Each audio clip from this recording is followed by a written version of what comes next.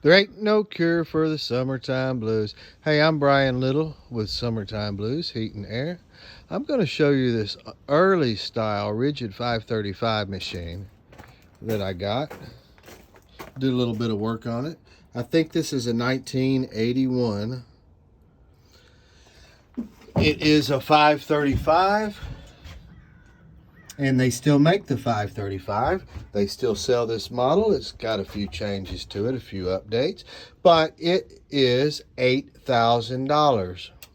I got this machine here for $1,200. I put about $800 in it. I replaced the power cord, spent $450 on the motor right there.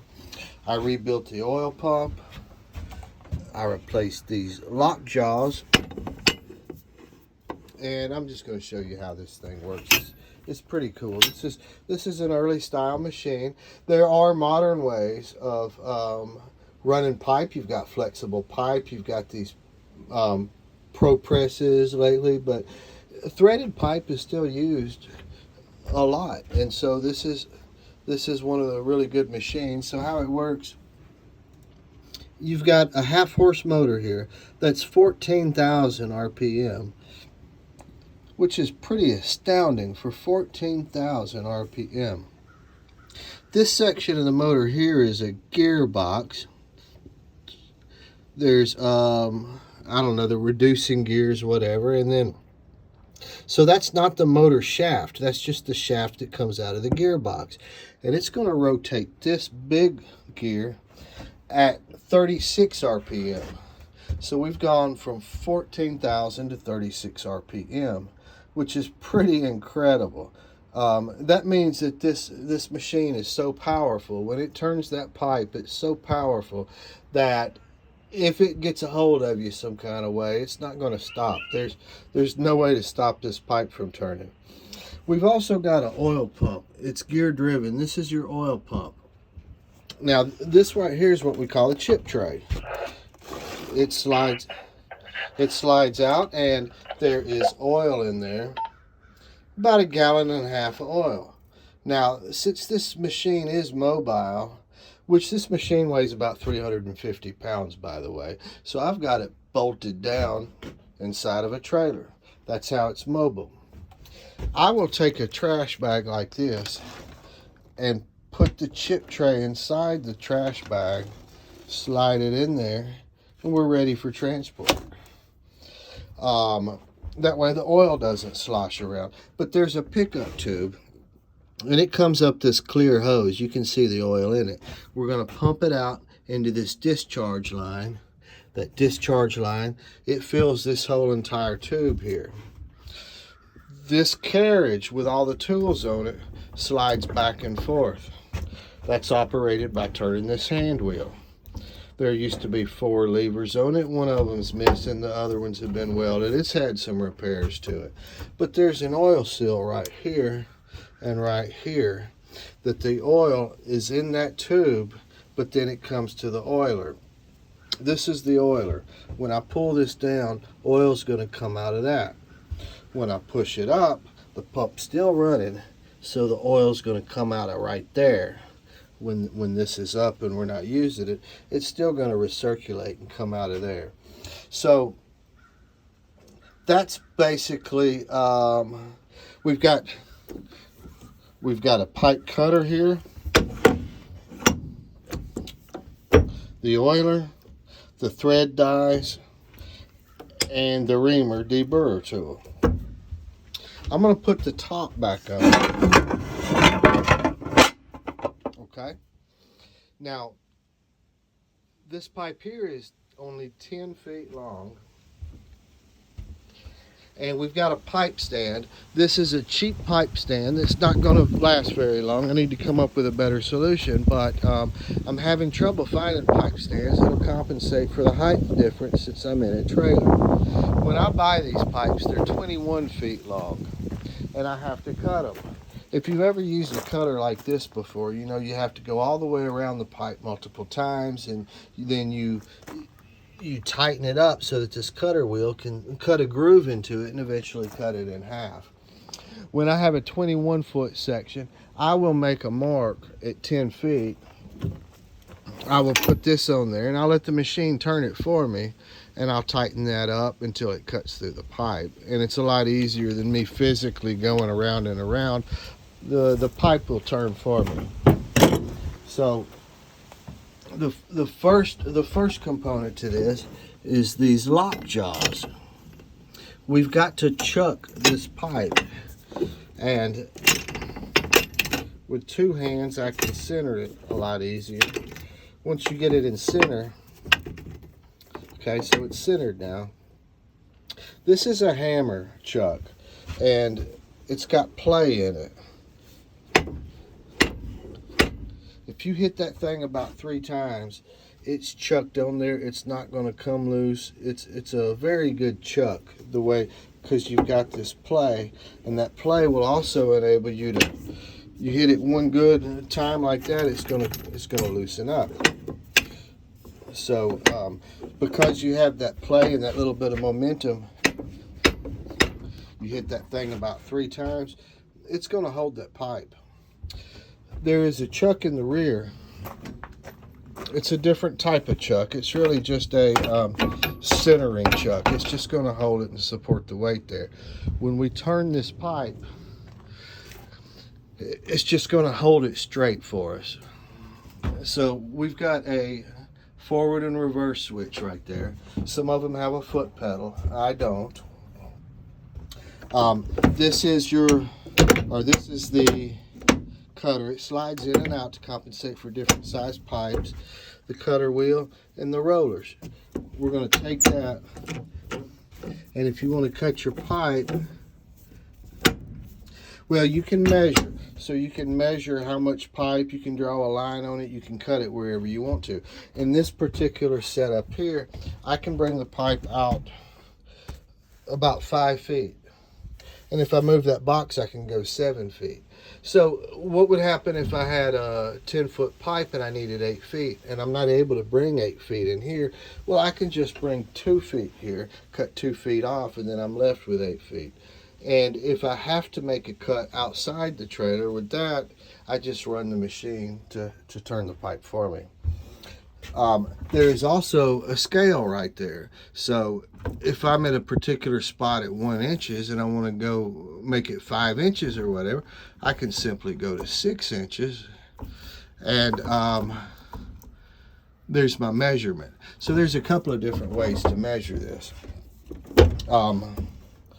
I'm going to show you how easy this is to cut it, because this is it's going to hold the pipe, turn the pipe for me, and that's the hardest part right there. But also because this is just such a super duper heavy duty pipe cutter, it's super easy to do even with one hand. So watch this.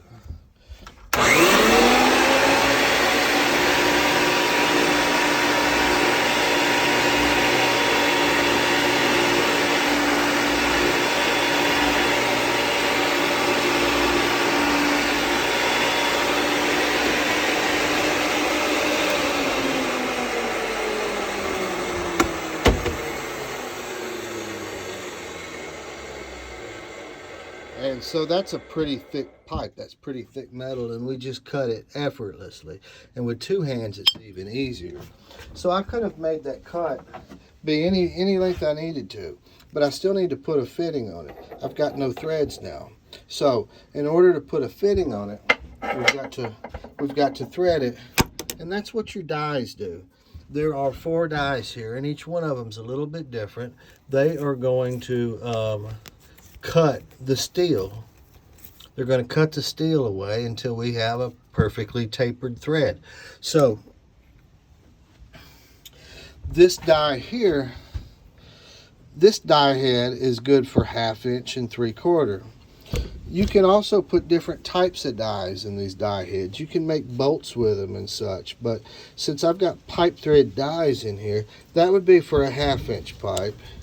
So you loosen this one, bring it down to where you need, and then you tighten it. So that right there is on 3/4. Now here's your throw out. That's going to open and close these dies. And on a rigid machine, any time you need to use a tool, you bring it forward, just like the pipe cutter. If you're using it, you bring it to you. When you're done with it, you push it away. You bring the die to you. When you're going to cut a die, you bring that to you. After the threads are cut, you push it away. When you're done with that, you push that away. So when we cut, we're going to come to here. When the pipe reaches the last die, I'm going to throw that out and open it up, because at that point the threads will be done. We're also going to use the oiler for this, because this is what the oil is for. We're cutting steel and we need to cool it down. We need to protect our dies by not letting them overheat. So we're going to make sure that they get plenty of oil. This machine, I've done a lot of work on the oiler, and even though it's winter time right now, if the oil is cold, it doesn't shoot out with enough force to oil the threads well enough. And so I need to make sure that I'm oiling good. So sometimes I will throw oil in there, but it's a warm day right now. The oiler's working properly. Now, when I push this up there, so I'm going to push, well, I'm going to push this up to it, to the edge, you see. And I'm going to have to apply quite a bit of pressure to get it to start. I'm going to have to actually push that die head onto it. I'm going to do that, of course, here with the hand wheel, but I'm going to push that die head up onto it. Once it takes, and once it gets to threading good, it's going to make its own threads, and it's going to ride those threads. It's going to go by itself, and I can let go of this. So I'm going to show you how this works. So I'm going to turn the machine on. The pipe's going to turn. We're going to start oiling. We're in the cutting position. I'm going to push the die head onto it.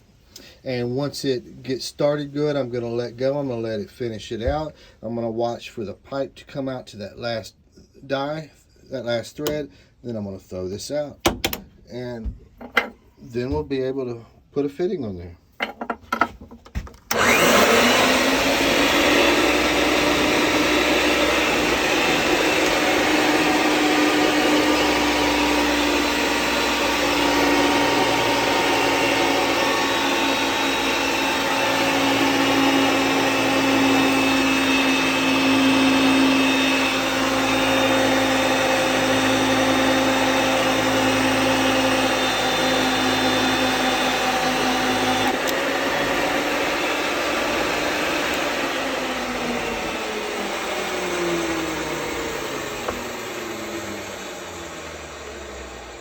Okay, and you may have noticed that it wasn't oiling as well at first, and I adjusted that, and then I got it to thread the die, to flood the dies. I got it to flood the dies with oil better.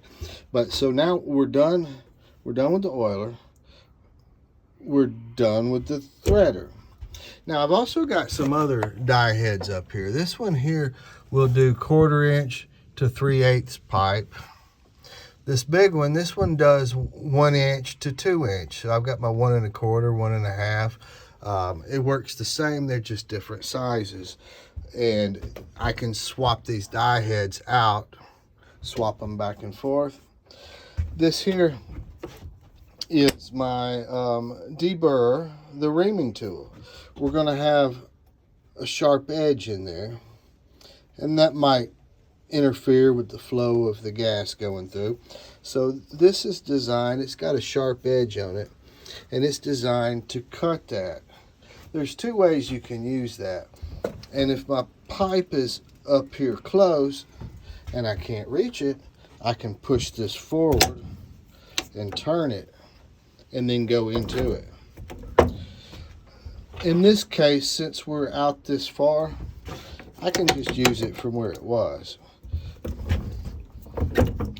Okay, so you're going to see a little bit of, and see I've got plenty of travel still right there. I've got that much travel. You might see a little bit of metal come out of this as it cuts. You might see a little bit of smoke. All right, here goes.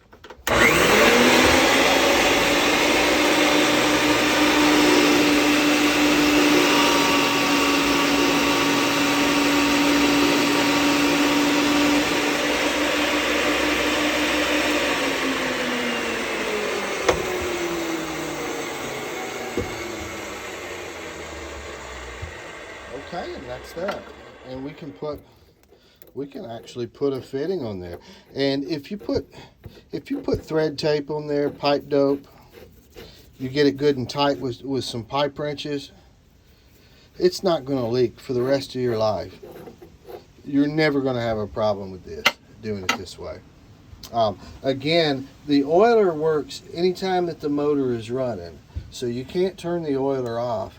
All you can do is you can bring it down here to oil out of there, or if you push it up, it's going to oil out of that. But it just recirculates and goes on there. The next thing that I do is I clean the pipe, and I usually put this in reverse.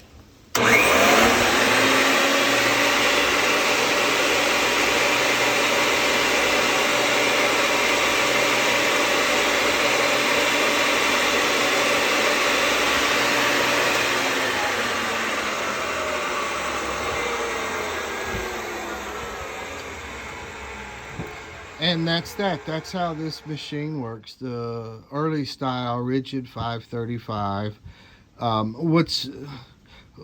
What's really good about this is that I can cut any size pipe that I need to, any certain length.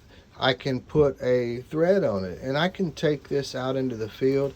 We've done generators, we've done gas stoves, gas grills, and even gas fireplaces. So I can make a measurement, make a pipe for it. We can then make our next measurement, make a pipe for that. We can do it with precision so that you can put a level on the pipes. You can really make it look good and do a job that's going to last for the rest of your life and not have a problem with it. But it's also a job that's going to look good. You're going to be proud of it. The customer's going to be happy. And so if you'd like any kind of gas work done, you call Summertime Blues Heat and Air, 901-335-6267. Thanks for watching.